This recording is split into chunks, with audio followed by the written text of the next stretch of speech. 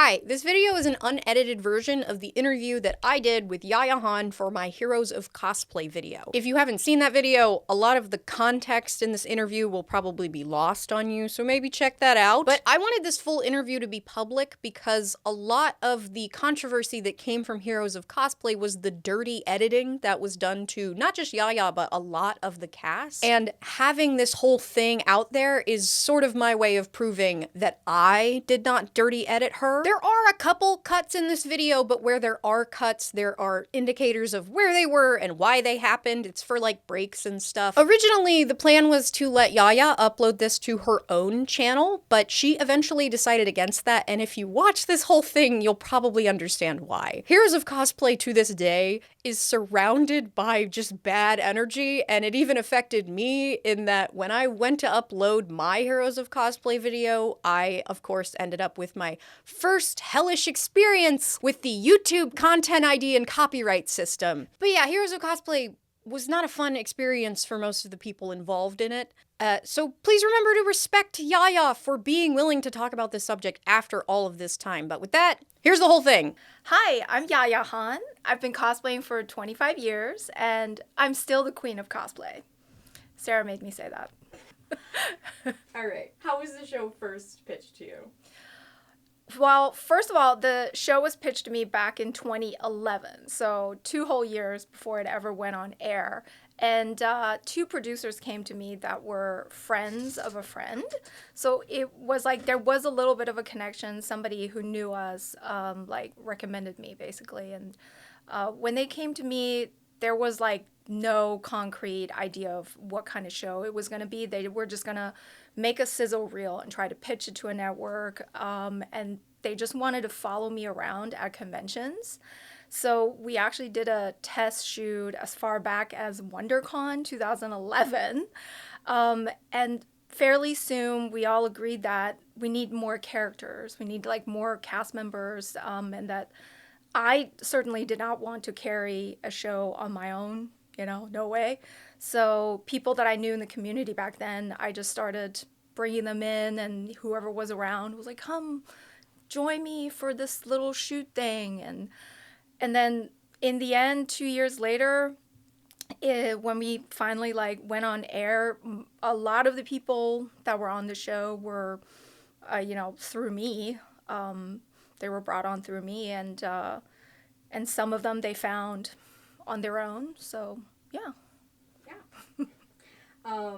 Can you tell me a little bit about the crazy pitches, the crazy ideas that were coming in?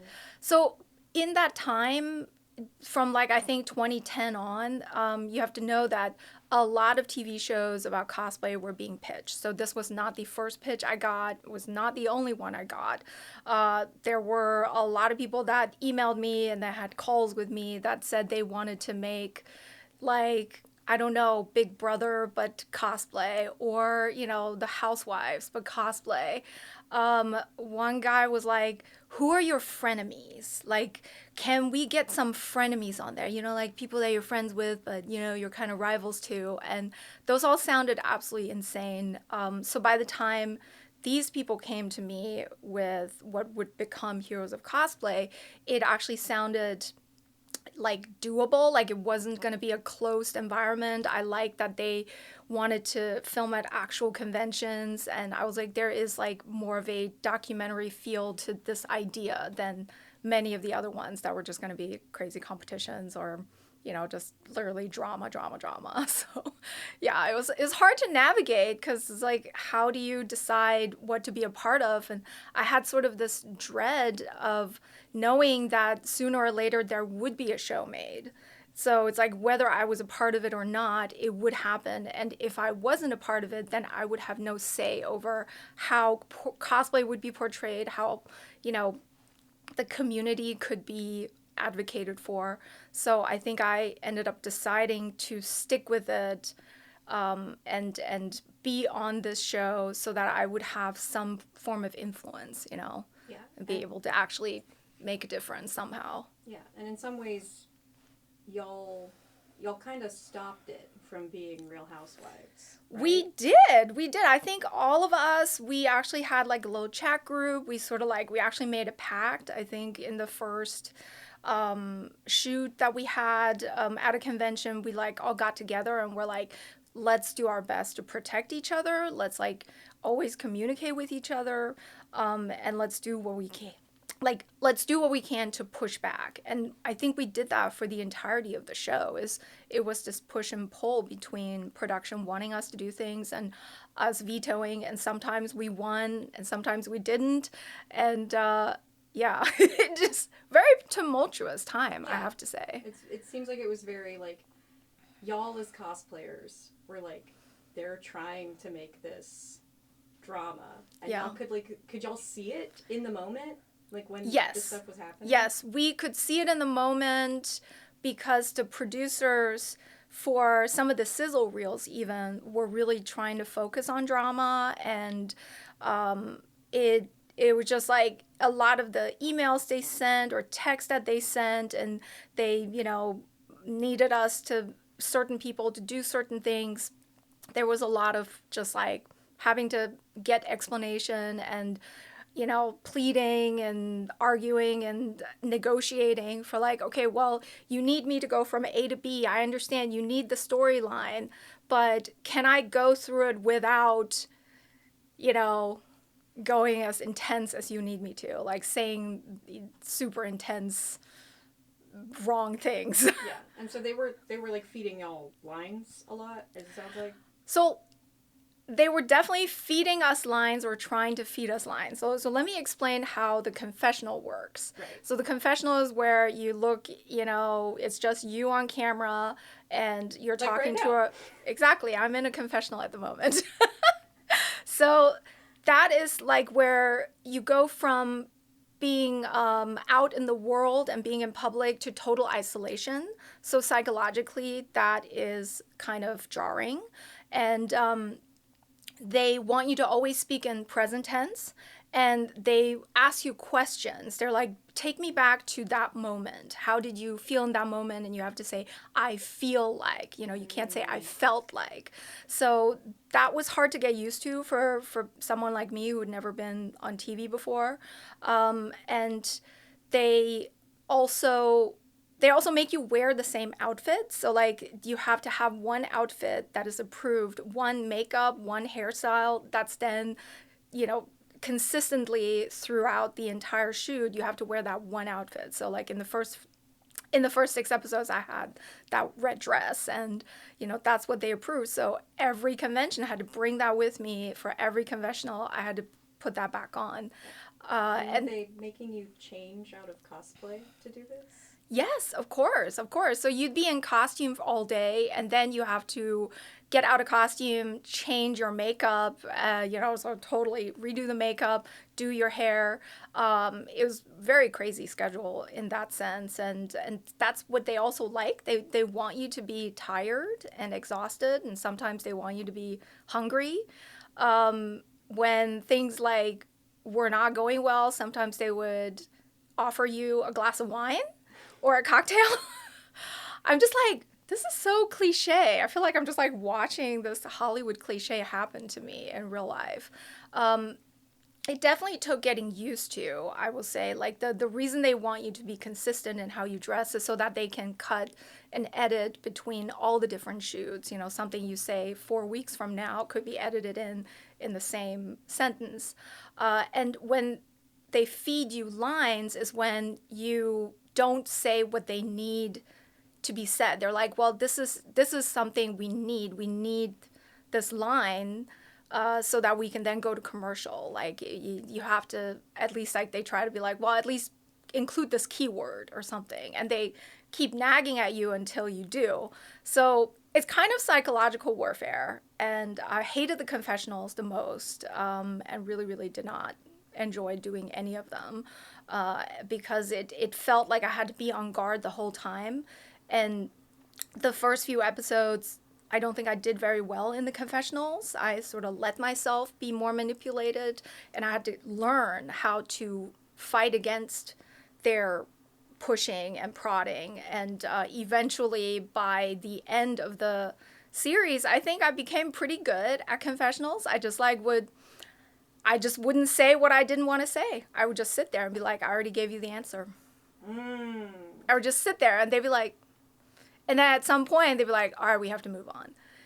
So, but I didn't know that, at the beginning. So at the beginning, you kind of want to please the producers because they're so nice and, you feel important because you're like on the set with all these lights and all these cameras.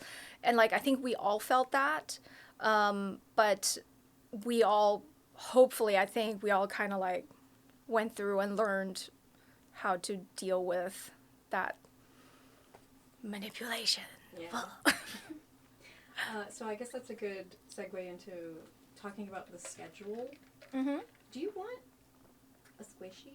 I see you're moving your hands a lot. Yes, give me a squishy. Okay, I'll go get it. Actually, there's one. If you grab that little red thing, do you see under Miku's foot? That guy? He's a squishy. Oh no! No, Miku! Miku, no! No! I really killed her! Oh no! Oh god. Oh, the mic blocked that too. We didn't even get Miku. Yaya Han kills Hatsune Miku in 4K. There's a point in the show where you're like, I'm going on a 6-week convention tour. For the show, Yeah. obviously. Mm-hmm. But in your life as a person that goes to a lot of conventions, how regularly do you go in a 6-week convention tour?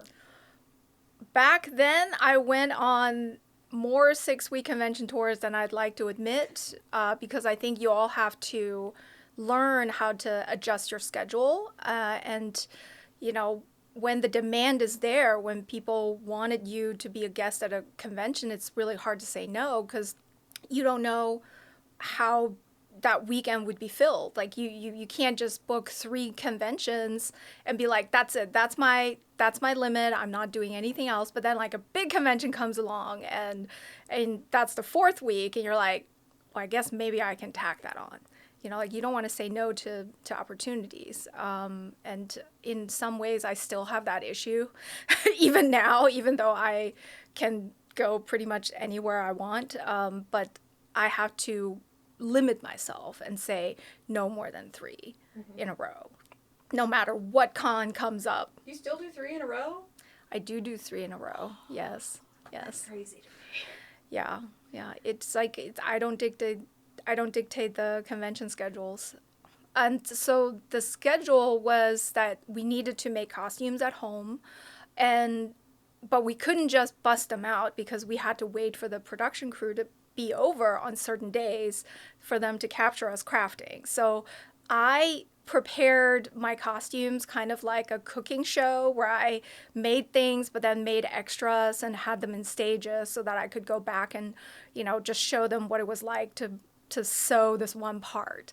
And some of the other cast members did not, so they felt really stressed having to crunch their costumes because they really were waiting, like, okay, I have to wait 4 days before I can work on this part.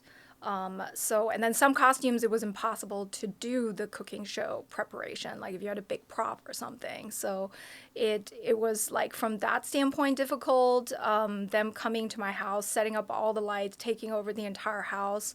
They were nice, they were polite, but it still was like this very, it just felt very unnatural because I would normally craft in my sweatpants, no makeup, whatever, but then I had to be somewhat presentable because I'm like, this is going to be on TV, so I better put on some makeup, whatever.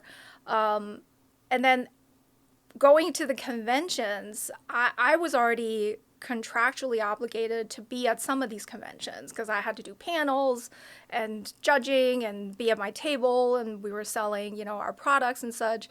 So it was hard to schedule in the costumes I was going to wear, bring those, and do like my regular convention work, but then also have to film certain scenes, So it's like, instead of being in bed, I need to come down and be at the bar because we're filming a scene at the bar with the other cast members for some reason, or like, it's 10 o'clock, but you got to do the confessional because you got the last spot in the confessional. That's how they schedule you. So, I just remember those 2 years being very tumultuous and sort of like a boot camp for what I can take. And I know that maybe that has helped me build up the stamina to be doing this, now 12 years, 10 years after. I don't know. It's all like, Yeah. yeah. Do you have any thoughts on, like, it's crazy to me that, you yourself had to come up with the idea to prepare your project in stages and, like, do it like a cooking show. And it's crazy Yes. to me that they didn't come up with that. No, they don't want to give you any instructions like that. The only instructions were, superficial, how you look, and for them, it was all about the storyline. It was all about the story beats. And so if something didn't go right, that is a good story. If I couldn't finish a costume, that would have been a great story.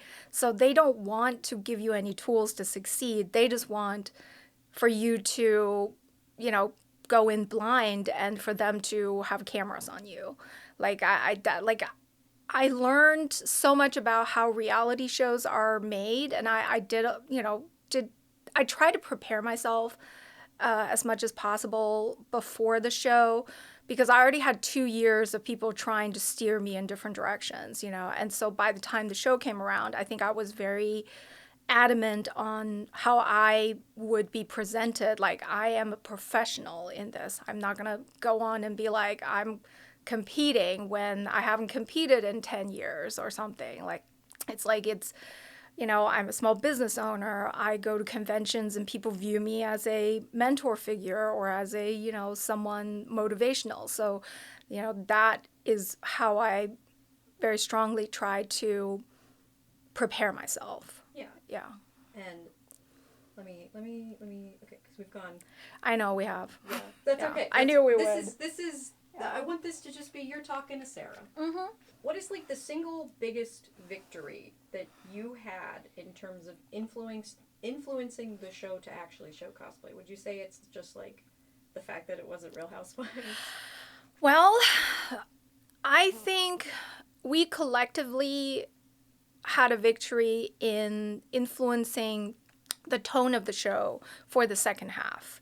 So for the first 6 episodes, it was season 1. It had a more aggressive, drama-centric, tone. And then for season 1.5, because it's not season 2, because Do you actually know why that is? Of course, they didn't want to do season 2 because they would have to renegotiate the contract, and we could have asked for more money. Not like we were paid very much ever to begin with. Can I ask you that? I mean, I'm not under NDA anymore, so we were all paid $2,400 per episode. That doesn't seem like a lot. It's not a lot. It's really not a lot. No, it's the bottom of the barrel. Yeah. Yeah. And dang. Per episode. And that was, 2 weeks of filming. Dang. Yeah. About, I think it was like, I'm trying to do usually. Oh yeah. I'll put up on screen how much that is an hour. And these were long days. Of course they were long days. They were however long they needed us to be. Yeah. Yeah. That's crazy. So, but let's see. Your question was like, if we had a victory. Well, I think our victory was that we were so willful, and also the backlash from the cosplay community. The producers did see it, and I think it did influence them to be like, all right, let's just stick to the competition aspect. Any drama is related to whether people are having issues with their costumes, and let's stop with the interpersonal drama. And I think in the last 6 episodes, you can definitely see that it was way less interpersonal drama, but the last 6 episodes were viewed less as well. So we had more viewership for the first season, and I think that tells you what people want to see on TV. Yeah. So So this one, I think, goes a little bit. You already talked a little bit about how you're usually a sweatpants girly when it comes to crafting. Yes. So there's a Tumblr post from Chloe that she made that's like it was supposed to be a guide for the new cast members, and in it she says something like, last time they got mad at us and told us a little lip gloss and blush goes a long way, and basically reprimanded us for our love of sweatpants. Did you have anything else like that happen with the crew? Like, did they ever tell you to put makeup on? I think I was fairly prepared with my makeup, and I wanted to look professional because I was, a professional in the industry. So, I didn't necessarily had them tell me you're not like glamorous enough on in this scene. But there was an episode where I had glasses on because I got LASIK, and they didn't like the fact that for the confessional I would have glasses on because it didn't have the consistency. And so they had to literally, like, we had to have a meeting about the storyline, and that, I had to tell, like, my storyline was that I wanted to get LASIK, but that I couldn't wear, contacts. So I had to make my Baroness costume because Baroness wore glasses. And so it just like, it literally was just like, all right, who cares if I'm wearing glasses or not? But they do, because they need the confessionals to be interchangeable, where they can really like, edit you wherever.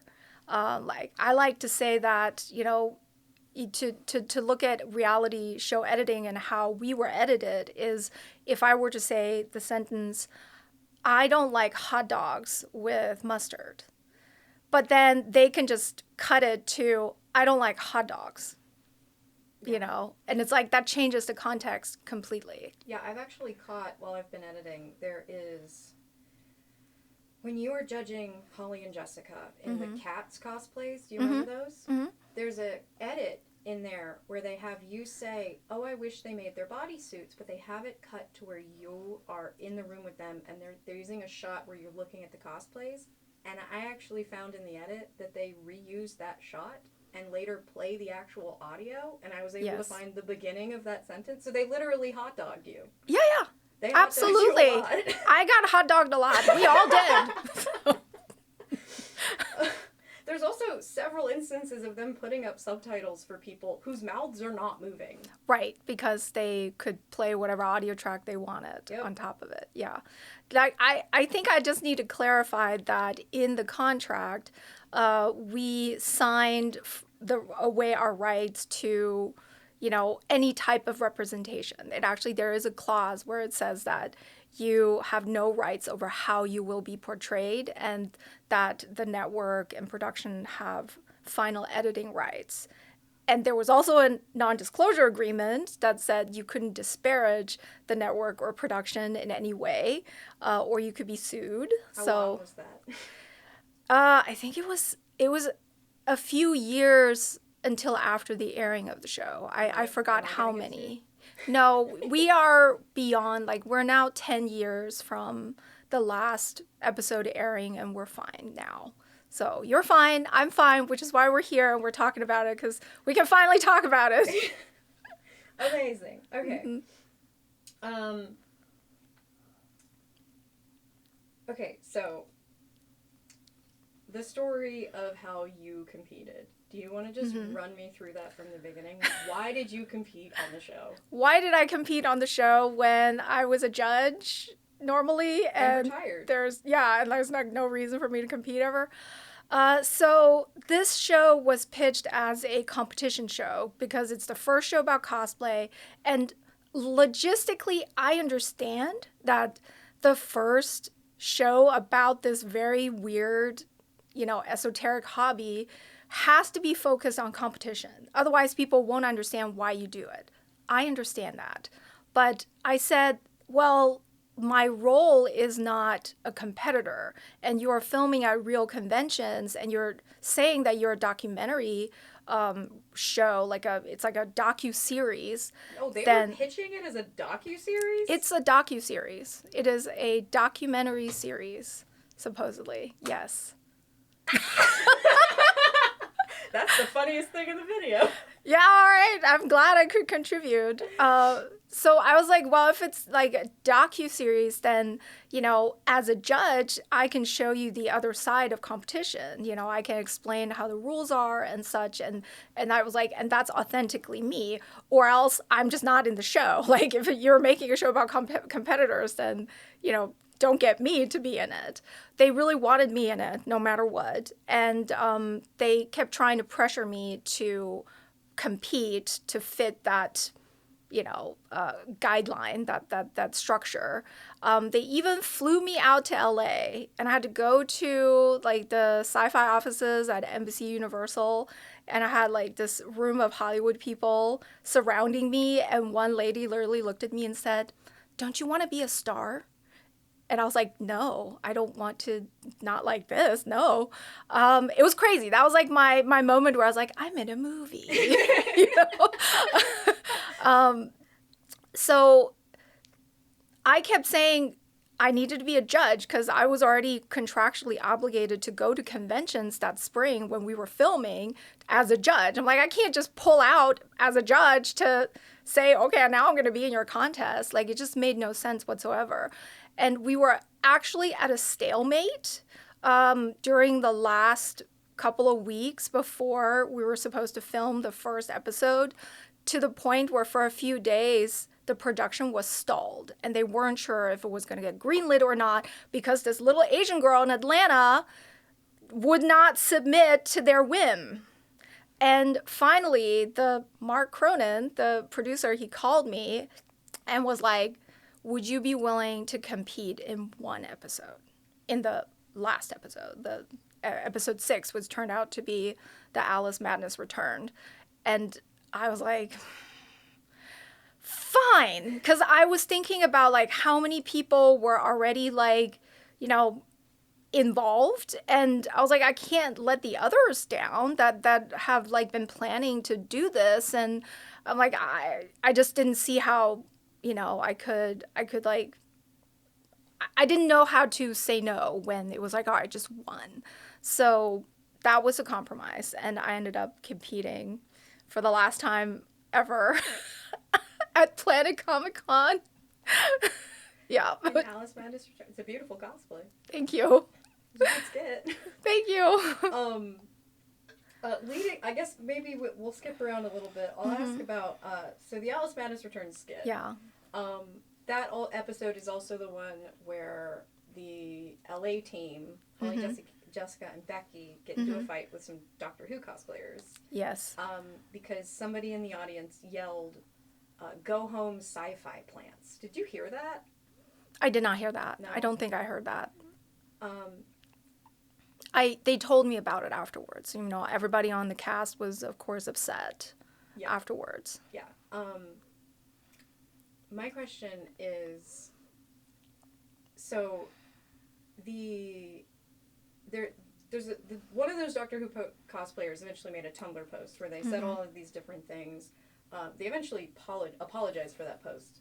But one of the things they said was that the other competitors didn't know that there were skit requirements. And there's actually a non-Heroes of Cosplay, like somebody recorded that cosplay contest. And if you watch it, the other competitor, nobody else has stage props. Some people are literally yelling on the stage. What was the other special treatment that they made y'all do for that? I wouldn't call it special treatment. It was, we were told that we could do a performance. And I think like when they said, Yaya, you can compete and it's going to be, the 3 of you versus the 3 of them, then I was like, well, if it's a group, then it has to be a skit because I am an old school cosplayer who used to enter masquerades. And like, you just like, if you had a group, like you don't go on without doing something. So I think I just communicated that, we're going to do something. We're just going to like prepare a performance. Can we have audio? Like, can we play an audio track? And can we have like a stage prop?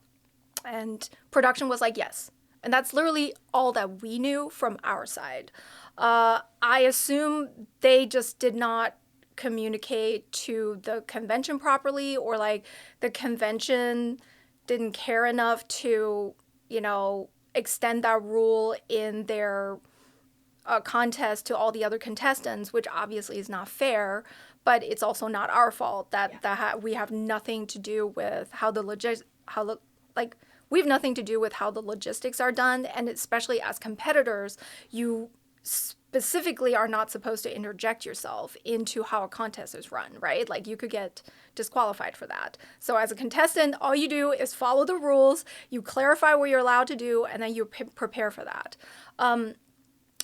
I do think it's certainly unfortunate that the other contestants didn't have that memo, but I think what made them really upset actually is the fact that very last minute, the production told us that we had to do our skit twice in a row, one after another. And only we had to do it because they needed to be able to capture it with different camera angles because they didn't want the cameras to show on, on TV. Like I think one of them, there was a guy actually with a camera on the stage with me, and following me from the stage. So of course they had to do it again and have a wide shot where he's not on the stage. I'm like, I guess I understand that from a filmmaking standpoint, but I don't remember if they made an announcement, if they told the other contestants or audience that this would be happening.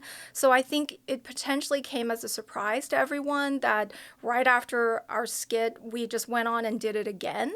And also my crown only fell on the first run through because I was too excited and too energetic on stage and just, shook my head too hard. On the second time, it totally stood totally fine. Magnet worked just fine. But of course, they intercut it to where the crown fell because it was a very great dramatic moment. And I swear to God, when the crown fell, I think I could hear the producers cackling. I was just like, they must just this is the perfect scene to put right before, a ad break. And then they did. And then they did, yes. Okay. So, are you ready to talk about? Drink some water. Drink some water. Mm-hmm. Let me. We just keep being busy at the same time and not being able to schedule a time. But I'll get to talk to her eventually. She has emailed me a couple times. Okay. So you'll be able to have her opinion as well. I think that's good. Well, this one is the Superman. Are you ready to talk about Superman? Superman. Do you need his hand? So, the biggest controversy of the show, or one of the biggest controversies, is the conversation at the dinner table where somebody makes a comment about people cosplaying as Superman. Mm-hmm. Yep. And when I went and looked through the Facebook posts, while you were not the person that made the Superman comment, people attributed that comment to you. Mm-hmm. So the question is, why do you think the backlash landed on you, and how did it feel to be villainized over a comment somebody else made? Well, it felt like total shit, and it was one of the first times where I truly felt canceled. I don't even know if I knew the term canceled at that point, but I remember feeling total despair that my reputation was completely ruined. It was immediately upsetting. It was physically, I had a physical reaction to it. And then consequently, I got way too many comments on Facebook because that's when people would leave tons of comments and there was plenty of reach. And so I had 1,000 comments or something insane, and Twitter and such. So, and I think we all knew that it wasn't my fault, but I think the reason they put the blame on me was simple because it was I think the first episode or something, or the second episode, and I was the judge character. I was the one that was out of place. All the other contestants could have camaraderie, but I, as the judge, I wasn't actually even allowed to room near the others. My room was somewhere on a different floor and such, and they tried to discourage me from, socializing too much with them. And I think it made sense for them to establish me as a character that was way judgmental. Like, that's what it is. Like, it's a judgmental comment. And they were just like, well, who should be judgmental? Who should look judgmental? Yeah, it should be Yaya, because she's going to be the one criticizing the other contestants and making them be afraid of her or something. Even though, like, you know, we were all peers. Like, I consider everyone who was on the show a peer of mine, and that judging is simply a job that you do, and that it's okay. Like, people that I have judged with, they go on to be judges, and like it's just a job. So, but yeah, I think it's totally understandable from a storytelling standpoint, but it felt really horrible because I absolutely didn't say that and wasn't talking about anyone but myself. Like, I think I was like talking about my own insecurities and, you know, to be aware of how I look before I go out on the floor. Well, here's the thing is, what you said was something like, because when I watched it, I was really confused about why people were mad at you, because you said something like, you have to know what you look like, you have to be able to look in the mirror and know if my are out, then I'm going to get comments. I think that's what you said verbatim. But yeah. The thing that I assumed people were mad at you about was, she says the thing about Superman. Yeah. And then Chloe says, I think anyone should cosplay whatever they want. And then they cut in a confessional of you saying, I think Chloe's a little naive because she's such a newbie. Which could have been about anything. It was definitely not about this. It was certainly about something else. Hello. So when I analyze it, it's like, so if we take that out entirely, because we have no way to know where that was from. Yeah. And we just look at what you say at the table. You said something about boobs. But then I look on Facebook, and people were putting the word, don't cosplay Superman if you're 300 pounds, in your mouth. Yes, they and were. Not hers. Yes. Yeah. So this was before the time where you could record a clip and play it back and, you know, make a GIF out of it or whatever, right? This was like where it just flashed on TV for 15 seconds and then that's it. There was no way to play it back. You know, like you had to analyze it by playing it back and really like going, you know, second by second. These people, they just saw it on TV and there was like the impression was that Yaya was the bad one. So let's dunk on her. You know, like that's the power of reality TV. That's the thing. It's like that's the power of how to make someone do something that they totally didn't. And you know what? That rumor, that false rumor of me fat shaming persisted for years after. It's still every once in a while. When I was streaming to my patrons a while ago when I was talking about Heroes of Cosplay, that's the first thing they said was Yaya fat shamed. Yeah. Yeah, so it's like, it was very painful for a long time where every time I was announced as a guest at a convention, you know, half the comments would be like, why are you getting her? She is a bad influence because she did this and this and this. So it, yeah, that's why, like, it's a traumatizing experience to have lived through, but at the same time, I learned so much from it. Like, I grew my dinosaur skin through the experience of being on the show. So now I'm Teflon now. Like, nothing that you say bothers me because of all that. That's a good thing to have. Okay. Are you ready for sexy? Let's do sexy. Okay. Yeah. How do you feel about sexy cosplay now? And how did you feel about it then? I have always done sexy cosplay. Like, I did my first bikini cosplay, I think a year or two after I started, you know. Back when it was definitely very, very, even more controversial. But I am fully supportive of sexy cosplay. I think it's empowering, and I'm just completely all positive on it. And I know it wasn't always portrayed that way. Like, it wasn't portrayed that way on the show. So how did we get to, how did we get to the portrayal that was on the show? How did, because I sent you what you said, so. Well, I really mulled this over, and I have two answers for you. They both are, you know, I think it's two factors that led to my portrayal on the show where I seemed more prudish and more judgmental about people doing sexy cosplay. So the first reason is very simply that it was towards the beginning of the show and I was manipulated. They caught me, when they're just like, this storyline, you have to be the mentor figure. You have to be the one that pushes back. It makes no sense for anybody else on the show to do it. You have to be the one to be critical of it. And then they asked me a lot about my opinions about sexy cosplay. And the back in 2013, like really until 2013 and even further, guess what? We were in the era before the Me Too movement.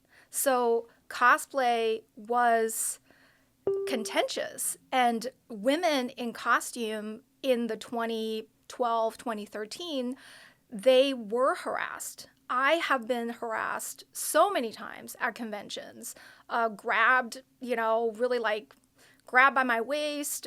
People would like, touch my butt. I got poked in the boob. I got a guy that literally just put his face in my crotch at DragonCon when I was wearing a bunny suit, a sexy costume. And so it's like, it was like during that time that the cosplay is not consent movement started because of how many female cosplayers were being harassed at conventions. But in 2013, pre-Me Too, the cosplay is not consent movement was still not as prevalent as it is now. So people weren't as aware of things happening to female cosplayers. Now, when I became more and more well-known in the cosplay community and when I started going to conventions as a guest, the harassment stopped because I all of a sudden was a person that security was watching, other people were watching, I had a guest badge on, I was in official areas, so you had to think twice before you harass me, like you will be kicked out of the con if you harass Yaya Han. Right? Same with other big name cosplayers like Jessica. Jessica could walk around in a sexy costume, but she would not be harassed because she would have her entourage with her. Everybody would be watching her, and it would be a huge scandal if you touch Jessica inappropriately, right? So my concern back then was toward the young, unknown female cosplayers that would see me and Jess, flaunting our stuff and wearing sexy costumes. And they would maybe feel like, well, if they can do it, then I can do it too. They look so cool. I want to do it too.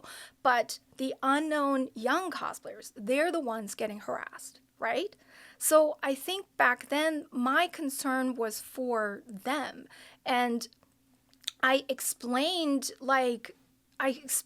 my feelings to the production, and I think they just kept pushing it. They were just like, oh, you're concerned. Well, you're concerned for your cast member too, right? And you're her mentor, and and so and then I think the line something about cheap, easy route that I'm pretty sure they fed to me when I literally was just like, whatever. But so I do apologize for how I came across back then. It is not how I feel, and I do feel that I got manipulated, and it was a great lesson to really steel myself and work even harder to fight against their manipulation. And guess what? I was not let off the hook for that comment. I was canceled a second week in a row. Because I think that was the episode right after the Superman episode. So for 2 weeks in a row, my life was a living hell. People were writing that they were throwing my prints and calendars in the trash, and that they just completely are disappointed in me, that I've completely betrayed them, and that completely betrayed my friends, because it put a huge rift. They were like, oh, Yaya and Jessica hate each other, and we had to actually have a talk, and then we had to make a video to show people that no, we're actually still friends, And I also couldn't really talk about this openly because I was under NDA. I could not say they, edited me falsely, or I couldn't say they fed me a line. You know what I mean? Because that's all right, now you're going to court against NBC, So it was very painful, very humbling. And I just hope that I've been able to show people that. I think it hurt the most because it made me sound like I was judgmental of the cosplay community, and I've never been judgmental of the cosplay community. I love this community, and I think that me having stayed even after Heroes of Cosplay and continuing to be active in the community for 10 years afterwards shows that I am sincere about wanting the best for cosplay. Yeah. I also don't think that if any person read your book, they would be like, oh, this lady's like a grifter. No, they'd be like, this lady's whole life is cosplay. This is literally my life, and there are so many easier ways to make more money. If all I wanted was to grift this community. So Jessica. Yes. Y'all are obviously friends. Yes. Why did the show... to me, it felt like the show was like trying to punish her and go after her. So why was that? Oh, well, no. Jessica was a part of it from the beginning. Of course, she is one of the people that I suggested to them immediately, and she actually was a part of multiple sizzle reel shoots, and she was going to be one of the cast members. When we ended up, like, doing the contracts, she read over the contract and decided she didn't want to sign away her freedom, and I think, like, she was doing really well already. She had so many fans, and she had such a, huge trajectory, and she walked away because she wanted to retain her freedom, and I respect her for it. I think that she did the right thing. But I think, yes, I think they were pissed off because they had, expected her to be on this and had worked with her for, like over a year developing this show, and then all of a sudden she's like, nope, I can't do it. So I think, yeah, like however they portrayed her, it was like, maybe it was a punishment. Maybe it was like they wanted her a reason to have her on, even in the peripherals. Who knows? But yeah, it wasn't, yeah. So there's this article where Mark Cronin basically goes on about how female sexuality is such a big part of the con world, and how sexy comic book women are. And then it very much so felt like he made a show that shamed women for being hot and sexy. And they sort of used you to especially point that at Jessica. They made it seem like she was the big sexy lady ruining cosplay. Right. It was like they had to juxtaposition us, to each other. Like, Yaya is doing the businesswoman thing, and like, it's like, it's complete bullshit. And I'm like, if you're gonna make a show celebrating women, then make a show celebrating women. Like it felt that was opportunistic. Yeah. Okay. Okay, so I found an old interview where when asked about Heroes of Cosplay, you said that the show acts as an introduction to cosplay. People will see it and then get to Google and find out what cosplay really is. In your mind, what did the show miss, and what is cosplay really? Well, sorry. Let's start with, what is cosplay to you? Cosplay to me is the most pure form of fan expression. It's literally a form of self-expression, and it mixes fandom, like your love for something, with creativity, DIY, with entertainment. And so I think those are the trifectas of cosplay. And at the center, it's you. It's all about how you want to express yourself, and everyone should be allowed to express themselves in any way through cosplay, as long as it doesn't hurt someone else. So that has been, well, yeah, don't hurt yourself either, yeah. But I think that's just the thing I've been advocating for 25 years, is for people to understand that this is something we do to give ourselves happiness and fulfillment and to find ourselves. So with Heroes of Cosplay, they couldn't have done a show like that. Like, it's not Queer Eye, you know, like, it's not like we're doing makeovers and making everybody feel good. Like, that never would have worked in 2013. Might work now. Yeah. I'd like that show. Right? That would be awesome. Cosplay Queer Eye. Right? But it was like, back then, it had to be a show about stakes and working towards something and the anxiety of whether you would succeed or not. And so I knew that Heroes of Cosplay was made for people who had never cosplayed before, and that it would probably rub people in the community the wrong way. But they were not the audience. Like, that was not the intended audience. So when the show first came out, there was like this anxiety of like not knowing how the community would react to it, and being really afraid of how your friends, like the people important to you, how they would react to a show like this. And I was just hoping, like, please let my friends at least understand me. Like, please let them be able to see the real me through these scenes and edits and stuff. And I think for the most part, my friends did, but there were also some people that really criticized me for it, and that really surprised me, like people who I thought that they should know me well enough to not buy into this. And there were a lot of people that blamed me and the other cast members for like letting cosplay be portrayed this way. And I'm just like, you have no idea how it would be portrayed if we weren't on the show. If they had gotten people that just wanted to be TV stars and they played into the storylines and drama, like, then it really would have been the Real Housewives of cosplay. My God. So I think that was hard to not be recognized for the efforts we put in behind the scenes.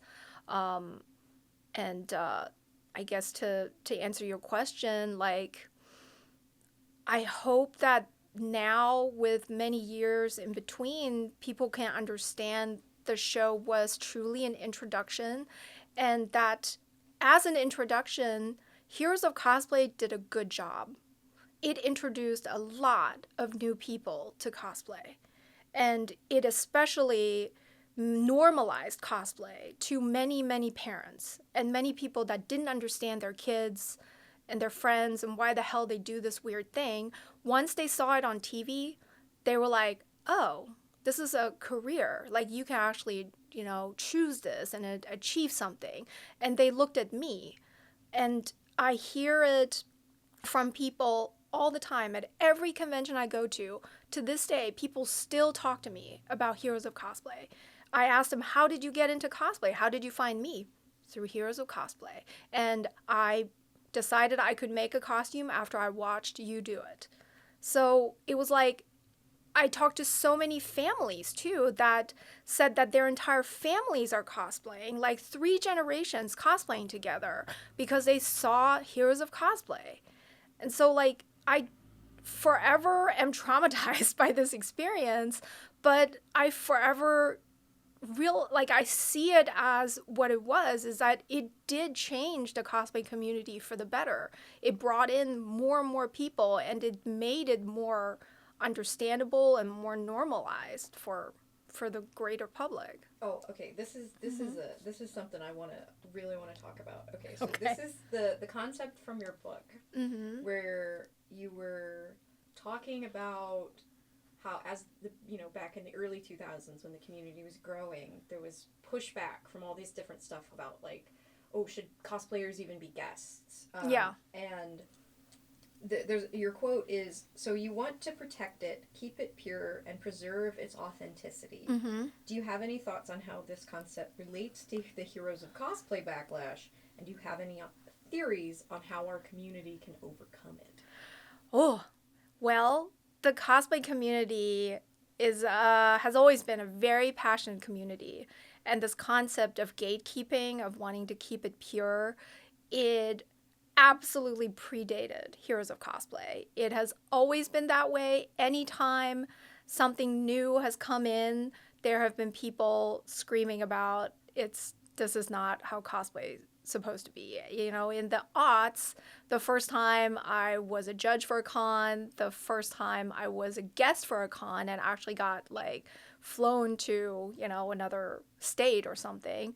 The first time I sold cosplay prints, every single incident, there were people saying, oh, she's sold out now, you know, she's taking advantage of the cosplay community and it's not pure anymore. It's supposed to be just a hobby. You're not supposed to make money from it. So I heard that for many years before Heroes of Cosplay. But the Heroes of Cosplay discourse was obviously the loudest, and it was just like the most intense, because it was like, oh, now you're on TV portraying us, you know, and this is not how we are. It was like, and even afterwards, like after Heroes of Cosplay, when I first released my fabric line at Joann, I was canceled for that because people were like, oh, now she's making money in a store with cosplay. Oh my God. Yeah, it was Brick like, and mortar. yeah, it's very, very interesting. I think actually doing my sewing machine was the first time I released a product and people understood from the beginning that this is actually a good thing for the community. I think everything else I've done up until then, it was like scrutinized. And like, you know, how is she benefiting from this? And is this a good thing for the community? So like the cosplay community is very harsh at times and very passionate. I love it to death, but y'all really, you don't let me get away with anything. None of you do. Me like, neither. Yeah, so I think we relate in that sense. So I would love for cosplayers to overcome this notion. I would love for us to be more open-minded and patient. It would be lovely if we could be a little patient before immediately coming to a conclusion and then 6 months later being like, oh, well, actually, I bought Yaya's fabric and it helped me and it's good fabric. Like, really? Did you have to rip me to shreds and then come back 6 months later and be like, sorry, it actually was good? Like, can we not just wait for how things would play out for a little bit? Because, like, I'm a strong believer in a rising tide raises all ships, you know, like whatever it is that one person does that brings a new opportunity is going to be good for everyone. And it's like, we really need to just sort of foster that notion a bit. Like, do you also think there's a little bit, I feel like there's something to say here when you have women like us that are like, oh, I did this thing or that thing and, you know, people yelled at me for it. When I believe in my heart of heart, and I believe you when you say that what we want for the community is to rise it up. Yes. To rise the tide. Yes. To bring this community to more people so that all of us have more opportunity. The fact that women like us are incredibly scrutinized when there are people like Whole Wheat Pete yes. in the world. Yes. Accountability is important. Like, it's important that we have this discussion about something you said 10 years ago, because it's something people still think about. And, but this is what accountability looks like. It's having a conversation between two people. It's not yelling at people, you know? Absolutely. I agree. And I think it's crazy that people can't see the difference between people like us, you know, doing things to educate the community and to influence it in a positive way, and people that actually are opportunistic and are only using cosplay for their own personal gain, you know. Like, how many people entered cosplay, stayed in it for like 5 years, and then left and did something else, you know. It's been 25 years. I'm still here. So, I've only been here since 2011. No, I mean, then you've seen a lot too. I've seen a It's lot. over a decade. That's a tumultuous decade that I was you've here like for Heroes been. of Cosplay coming out. Yep. Like, I think like what I need people to understand is that like without Heroes of Cosplay, we probably would not have all the cosplay materials that we have now, because it was through Heroes of Cosplay that I was able to make a deal with a fabric company and convince Joanne to stock the fabrics. And that led to, you know, the sewing patterns, that led to other companies starting to sell materials and such, you know, up until like now we have a thriving ecosystem and just like huge market of available cosplay resources. And that's literally only possible when lots and lots of people cosplay. So if you want to keep it pure and only have a small group of people doing this, then you will never have all those other things that you benefit from. Yeah. So in a lot of ways, if Heroes of Cosplay didn't exist, I wouldn't have these machines on my desk. you probably wouldn't. No, I wouldn't either. Yeah. So none of us would. Okay. That was really good. That was the question I was most excited about. Okay, we already have what the positive impact was. Do you regret doing Heroes of Cosplay?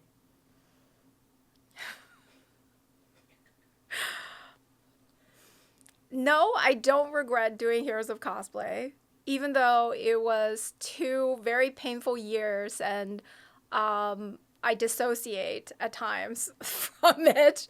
Like, I just seriously, there are like pockets that I don't remember because it was just so traumatizing and so intense. It was like I lost friendships through it, and it was like it certainly has had bad repercussions on me since then. But the good has outweighed the bad. So, like, hundreds of folds, truly. Like, the positives from it have been so overwhelming that I absolutely do not regret doing Heroes of Cosplay. I think it's a good thing that I was able to show who I am on it. And there are still people that tell me that they watch the show whenever they're crunching a costume. And there's so many people that are huge fans of mine through Heroes of Cosplay. And I was like, that you're able to love me after watching the show and how I was portrayed. I'm like, that's so wholesome. And I appreciate it so much. So yeah, I Heroes of Cosplay was a net positive for cosplay. Yeah. I actually think so too. Okay, good. I'm so glad to hear that. Yeah. It was very flawed though. Mostly the flaws are how they treated y'all, you know? Yeah, it was people who had no idea what this was about making a show, and then once they were done with their contract with Heroes of Cosplay, then they just moved on. They were able to move on to a totally different topic and never think about this ever again. He rode away on a yacht. Mm-hmm. Yep, he did. Okay, this one's silly. What was up with the Jessica Rabbit corset?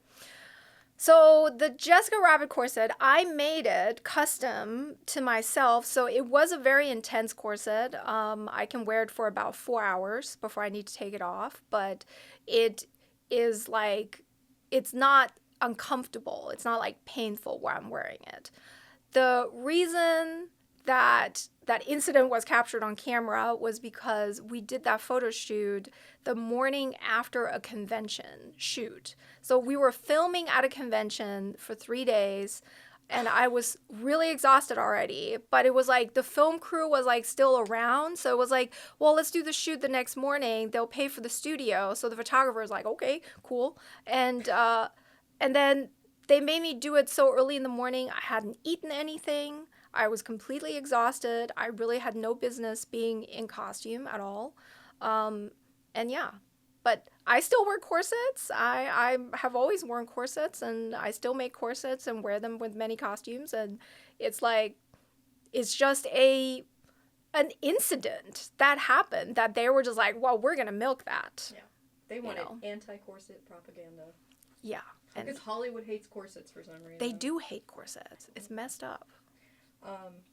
Is there anything else you want to say about it? Well, I'm anxious about the video coming out, but I also am really grateful to you for making it. So thank you, Sarah, for making this video and for understanding our plight. And I just hope that everybody watching it can see that, you know, we did our best. I just want, like, all the cast members and I, we really did our best to portray cosplay how we saw it authentically, and in, you know, and I hope that the positive repercussions can be felt and are visible, and that let's just keep cosplaying and keep having fun with this and keep welcoming new people into our community. Let's do that. Let's have open arms for everybody who wants to join cosplay. Yeah. I like that. I like that as the end of the interview. Yeah. My squishy says so too. You have rubbed his face off completely. I noticed that like halfway through. His face was like half gone. But now It's fully gone. Oh. Thank you, Miss Han. Thank you. Yay. Oh.